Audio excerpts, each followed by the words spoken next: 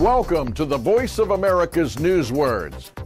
Speaking to U.S. senators, CIA Director John Brennan had to answer many questions when he was nominated for the job.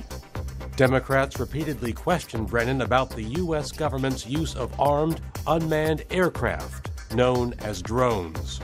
Drones are planes flown by people in another location. They have been used by the United States against terrorists in places that are difficult for soldiers to reach.